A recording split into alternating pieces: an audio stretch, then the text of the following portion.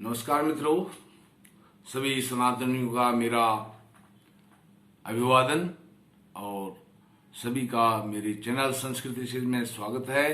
मित्रों, आज मैं आपके साथ तिलक लगाने के बाद हम अक्षत क्यों लगाते हैं, अर्थात जो चावल हैं उनको जब हम मस्तक पर धारण करते हैं, भगवान को अर्पित करते हैं, तो उनका नाम अक्षत हो जाता है।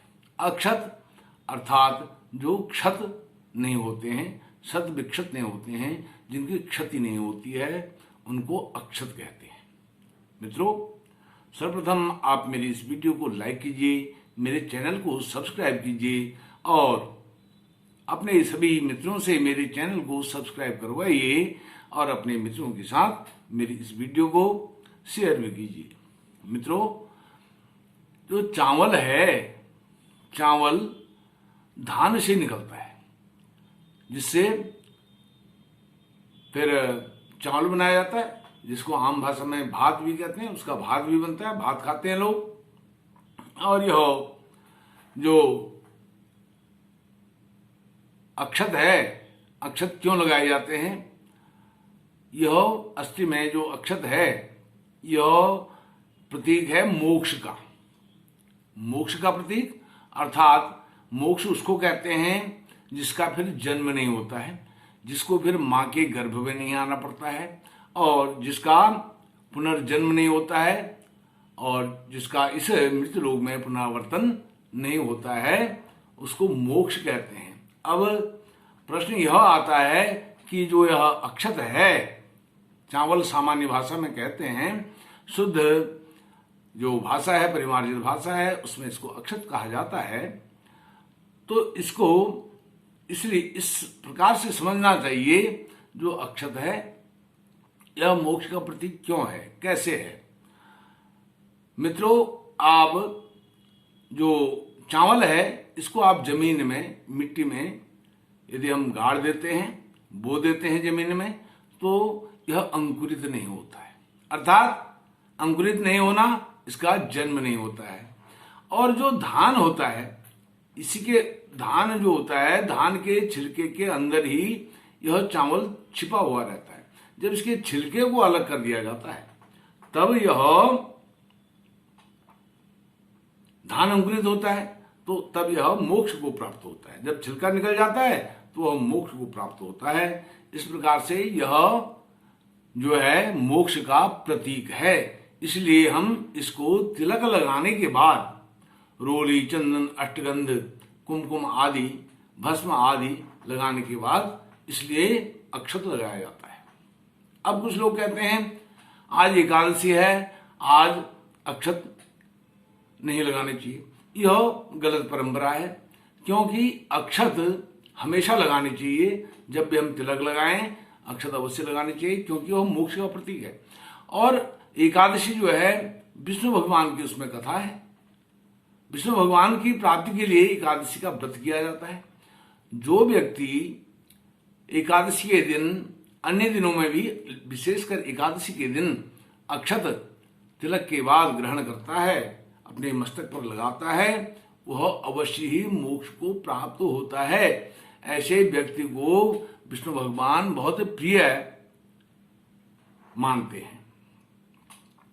अब विष्णु भगवान, क्योंकि वह मोक्षेश हैं, मोक्ष को देने वाले हैं, और तत्नारायणम देवम शुक्लवर्णम चतुर्भुजम, ऐसा भी जो श्री सत्यनारायण भगवान की कथा है उसमें आता है, क्योंकि वह मोक्ष को देने वाले हैं और वह शुक्ल वर्ण के। और जो चावल होता है, अक्षत जिसको कहते हैं, वह भी शुक्ल वर्ण का है। भगवान विष्णु शुक्ल वर्ण के, सफेद रंग के, चावल सफेद रंग का। और अक्षत का एक और नाम है, इसको मोती भी कहते हैं। मोती के रूप में भी हमारे भारतवर्ष में इसकी मान्यता है। और मोती जब हमारे उत्तराखंड में, कुर्मांचल में देवता नाचते हैं,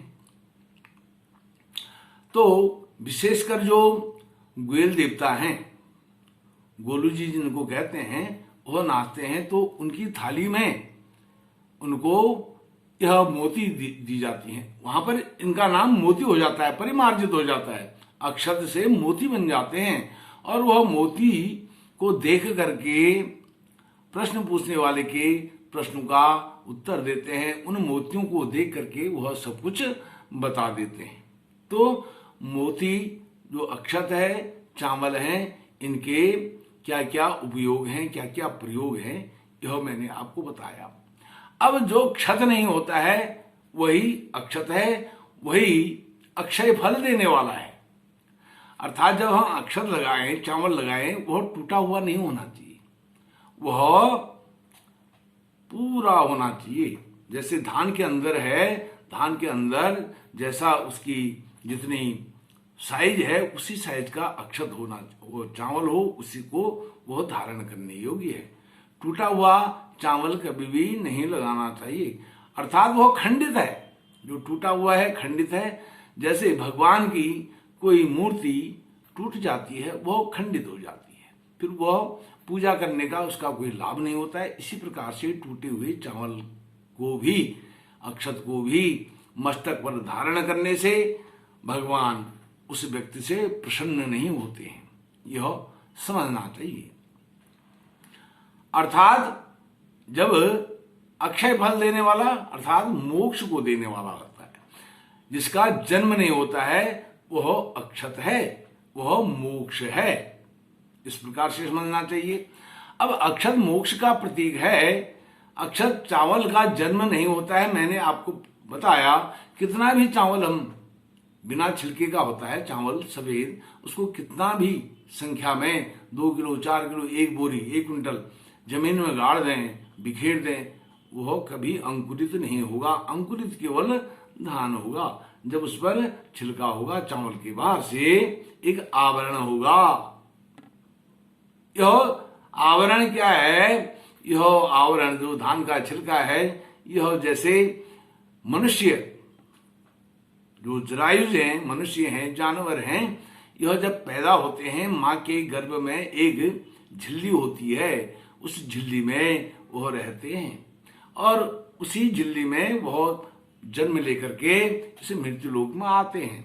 इसी प्रकार से जो धान है, धान भी चावल का एक आवरण है, वह भी जरायुज की तरह, जैसे हम जन्म लेते हैं, मृत्यु प्राप्त करते हैं, फिर मृत्यु लेकर होकर के फिर हम जन्म लेते हैं। पुनरपि जननम पुनरपि मरणम पुनरपि जननी जठरी शयनम, यह क्रम निरंतर चलता रहता है, जिसका मोक्ष नहीं होता है। अर्थात चावल का मोक्ष इस प्रकार से होता है, जो उसका छिलका है वह एक सुरक्षित आवरण है, झिल्ली है, जैसे मां के गर्भ में मनुष्य सुरक्षित रहता है। इस प्रकार से मित्रों, अब एक और बात आपको कहता हूं, क्योंकि हमारा जो सनातन है, सनातन माने साइंस, मैं अपने हर वीडियो में, हर बात में, हर वक्तव्य में कहता हूं, सनातन और कुछ नहीं है, इसको समझना पड़ेगा। सनातन प्योर साइंस है। हमारी वेद की ऋचाएं हैं, हमारे पुराण हैं, इतिहास हैं, नीतियां हैं, उपनिषद हैं और तर्क शास्त्र हैं, मनुस्मृति है, यह पूर्ण साइंस है, शुद्ध साइंस है। आज इसको लेकर के लोग जो वेदों की ऋचाएं हैं, जो हमारा पश्चिम का वर्ग है, पश्चिमी देश हैं, वह हमारी वेदों की ऋचाओं का अध्ययन कर रहे हैं। नासा,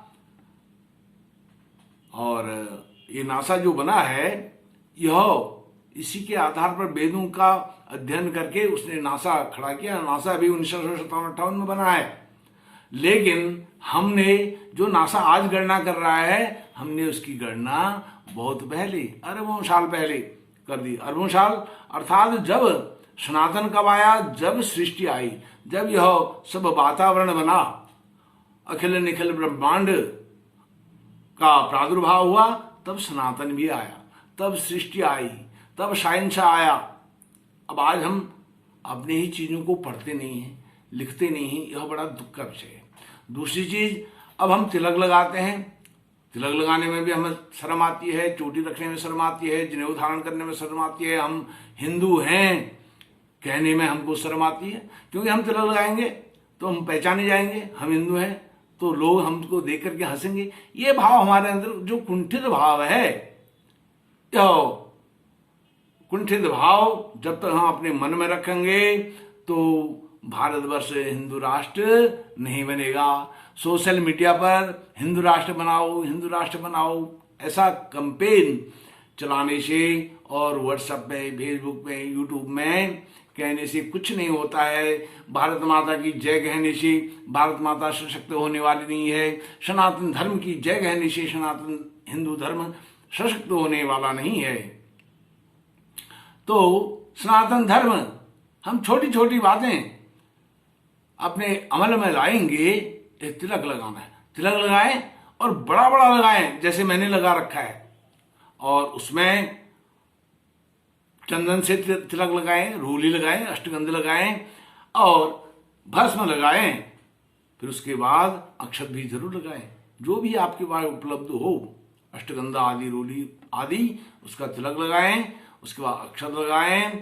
आप देखेंगे आपका जो यह आज्ञा चक्र है, यह आज्ञा चक्र आपके सातों चक्र को प्रफुल्लित कर देगा, विकसित कर देगा, और आप एक ऐसे उच्च स्तर पर, उच्च मापदंडों से ऊपर जो पराकाष्ठा है वहां तक पहुंचेंगे। आप स्वयं लगाइए, अपने बच्चों को भी लगाने के लिए प्रेरित करिए, अपने पास पड़ोस, अपने समाज में इस बात का प्रचार प्रसार कीजिए। मित्रों, आपने मुझे अक्षत लगाने के विषय पर सुना, आपका कोटि कोटि धन्यवाद। नमस्कार।